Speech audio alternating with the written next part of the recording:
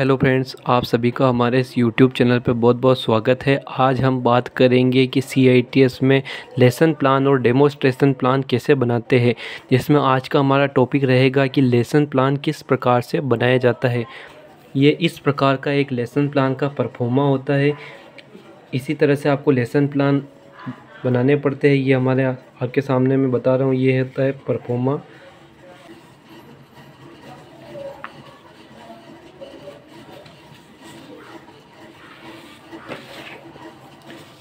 अब मैं आपको बताऊंगा कि इनमें प्रत्येक कॉलम में क्या क्या लिखा जाता है। सबसे पहले ये होती है हमारी ट्रेड कि हम किस ट्रेड का लेसन प्लान बना रहे हैं, उस ट्रेड का यहाँ पर नाम आता है। उसके बाद में मॉड्यूल यानी यूनिट, आप किस यूनिट का बना रहे हो, टाइम आपको इसको बनाने में कितना समय लगा है। मेनली प्रत्येक प्लान में 45 मिनट का मैटर होना चाहिए। 45 मिनट का मैटर का मतलब ये है कि आपके एक इस लेसन प्लान पर आप 45 मिनट की क्लास हो सके, ऐसा आपको मैटर इसमें तैयार करना है लेसन प्लान में। यहाँ पर हम लिखते हैं डेट कि आपने किस तारीख को लेसन प्लान बनाया है। उसके बाद में नीचे आता है लेसन नंबर, यानी कि आप पहला लेसन बना रहे हो तो यहाँ पर आ जाएगा 1। उसके बाद में और जितने आप बनाओगे उतने आप लेसन प्लान में नंबर आप डालते रहोगे, जैसे 2, 3, 4, 5, 6 ऐसे आप लिखते रहना। उसके बाद में आता है हमारा टाइटल। टाइटल के अंदर होता है हमारा शीर्षक। शीर्षक यानी कि आप किसके बारे में बात कर रहे हो, तो वो होता है हमारा शीर्षक। उसके बाद में ये होता है हमारा ऑब्जेक्टिव। ऑब्जेक्टिव का मतलब होता है उद्देश्य, यानी कि इस लेसन प्लान में आप क्या क्या बताना चाह रहे हो, जो भी आप टॉपिक बताना चाह रहे हो वह सभी हम इस ऑब्जेक्टिव यानी उद्देश्य के अंदर लिखेंगे। उसके बाद में फिर हमारा नीचे आता है टीचिंग एड्स। टीचिंग एड्स का मतलब होता है शिक्षण सामग्री। टीचिंग एड का मतलब क्या होता है, शिक्षण सामग्री, यानी कि इस लेसन प्लान में हमें किस किस शिक्षण सामग्री की ज़रूरत होगी। तो यहाँ पर हम ले सकते हैं या तो ब्लैक बोर्ड होगा तो उसके साथ क्या चलेगा, चौक। और वाइट बोर्ड होगा तो वाइट बोर्ड के साथ क्या चलेगा, मार्कर। तो यहाँ पर अगर ब्लैक बोर्ड लिखोगे तो चौक चाहिए, वाइट बोर्ड चाहिए तो मार्कर चाहिए। और क्या चाहिएगा, इसको मिटाने के लिए डस्टर भी तो चाहिएगा, तो ये होगा हमारा डस्टर। अब आप कोई या तो चार्ट बनवाओ बच्चों से या पोस्टर बनाओ, तो आप यहाँ पर चार्ट और पोस्टर भी लिख सकते हो। चार्ट और पोस्टर। अगर आपका क्लासरूम डिजिटल है तो वहाँ पर आप शिक्षण सामग्री में प्रोजेक्टर का भी प्रयोग कर सकते हो, प्रोजेक्टर। उसके बाद में आप लिख देना ETC। अब ये होता है इंट्रोडक्शन। इंट्रोडक्शन यानी परिचय। अब इस परिचय के अंदर 2 टॉपिक आते हैं। पहला होता है रिव्यू और दूसरा होता है मोटिवेशन। पहला तो होता है रिव्यू, दूसरा होता है मोटिवेशन। रिव्यू के अंदर हम वो बताते हैं कि किस टॉपिक को आप सबसे ज़्यादा जोर देना चाहते हो, और मोटिवेशन के अंदर वो आता है कि ये टॉपिक आपके वर्तमान में या किसी अन्य चीज़ में क्या क्या काम में आता है, किस में नहीं आता है, या फिर इस टॉपिक से क्या प्रेरणा मिलती है, उसके बारे में हम इसमें मोटिवेशन में लिखेंगे। उसके बाद में नीचे हम चलेंगे तो ये आता है प्रेजेंटेशन। इसके अंदर हम पूरे पाठ का सार लिखते हैं बिल्कुल शॉर्ट शब्दों में। यहाँ पर तो आते हैं आपके टॉपिक्स, यानी कि आप कौन कौन से टॉपिक्स लिखना चाहते हो। उसके बाद में इंफॉर्मेशन पॉइंट्स कि है ना, कि उस टॉपिक में क्या क्या इम्पोर्टेंट पॉइंट्स है, जो भी इम्पोर्टेंट पॉइंट्स है आप वो इसमें लिख सकते हो। हिंट्स का इस हिंट्स में आप लिखोगे कि आपको अगर पढ़ाने में कोई कठिनाई हो रही हो या भूल जाओ तो उस भूल को मिटाने के लिए आप यहाँ पे हिंट्स लिख सकते हो, ताकि आप पढ़ाओ तो आपको वापस अचानक याद आ जावे और आप देखकर उसे अच्छी तरीके से पढ़ा सके। तो यहाँ पर हम लिखते हैं हिंट्स। उसके बाद में हम आगे चलेंगे। ये है, इसके अंदर भी वो चीज़ है कि अगर आपका कुछ उधर छूट जावे तो आप इसमें अन्य टॉपिक लिख सकते हो, उसके इंफॉर्मेशन पॉइंट्स इसमें, और यहाँ पर क्या लिख सकते हो आप, हिंट्स।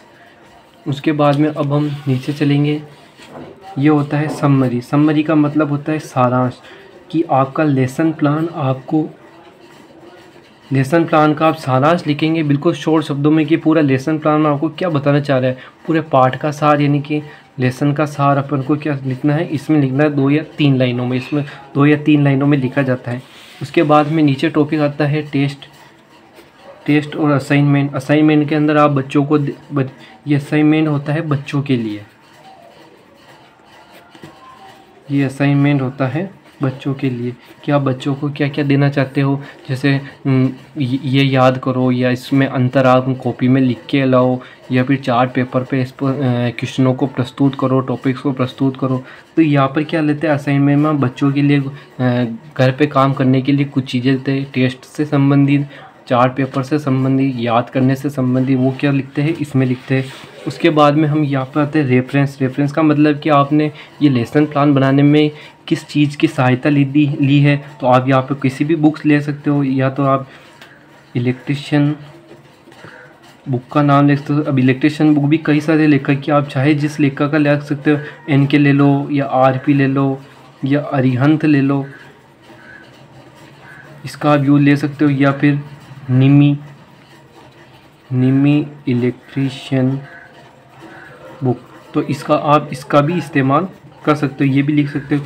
उसके बाद में नेक्स्ट लेसन, आप अगला क्या लेसन बनाना चाह रहे हो, क्या पढ़ाना चाह रहे हो, तो उसका भी आप इस नेक्स्ट लेसन में आपको लिखना होगा कि आपका नया लेसन ये है। प्रिपेयर बाय, यहाँ पर आपका क्लास टीचर आपका साइन करता है। इसके अंदर आपके क्लास टीचर यहाँ पर प्रिपेयर करते हैं, यानी कि साइन करते हैं कि आपने बनाया जो सही है। चलिए मैं आपको एकदम बना बुनाया लेसन प्लान आपके सामने प्रस्तुत करना चाहूँगा कि ये एक लेसन प्लान बना हुआ है, इसके अनुसार आपको बनाना है। आज इसमें लेसन प्लान में ये टॉपिक है हमारा शक्ति उत्पादन यानी पावर जनरेशन। अब यहाँ पर मैंने आपको बताया कि टाइटल में होता है शीर्षक हम क्या ले रहे हैं, यानी कि पाठ का नाम हमारे क्या है, पावर जनरेशन यानी शक्ति उत्पादन। उसके बाद में अब हम ऑब्जेक्टिव का मैंने बताया था शीर्षक, यानी कि इस लेसन प्लान में हम क्या क्या बताना चाह रहे हैं। तो इसमें हमने लिखा है कि शक्ति उत्पादन, कार्य, ऊर्जा को समझाना, यानी कि हम इसमें शक्ति और शक्ति के उत्पादन, उसके कार्य और ऊर्जा को समझाएंगे। उसके बाद में और नीचे हमने लिखा है कि ऊर्जा के स्रोत को भी हम इसमें बताएंगे। उसके और नीचे हमने लिखा है कि परंपरागत तथा गैर परंपरागत स्रोत में विभेद, यानी कि क्या क्या होते हैं, उनमें क्या अंतर होते हैं, उनके बारे में भी हम पढ़ेंगे।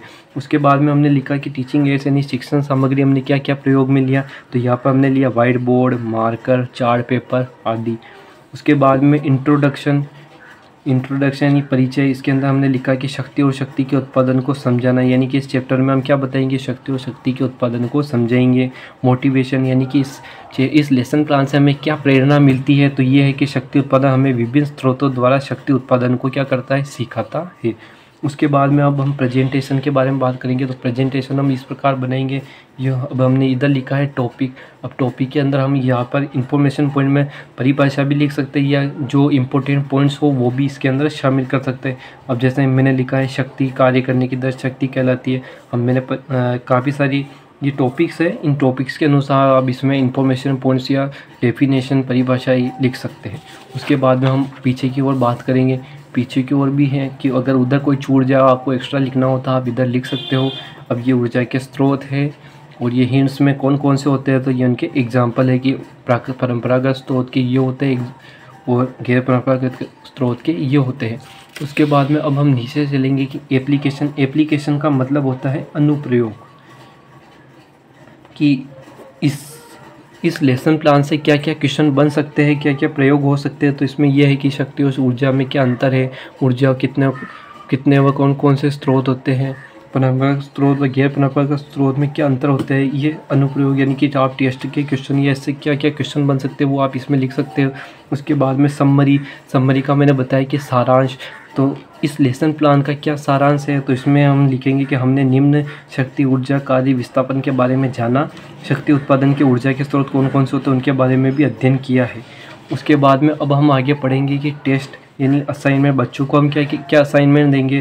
तो यहाँ पे लिखा हुआ है कि ऊर्जा के स्रोतों को चार्ट पेपर पर प्रस्तुत करें, कि यानी कि हमने जो ये ऊर्जा के स्रोत बनाए इनको क्या करना है, चार्ट पेपर पर प्रस्तुत करना है। ये क्या हो गया, बच्चों के लिए असाइनमेंट हो गया।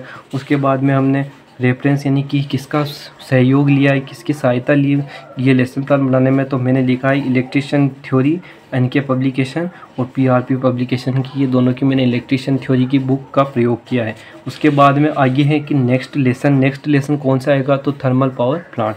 अब यहाँ पर प्रिपेयर जो आपका क्लास टीचर होगा, इंस्ट्रक्टर होगा, वो आपके यहाँ पे इसको चेक करेगा, रिमार्क करेगा। ठीक है, धन्यवाद।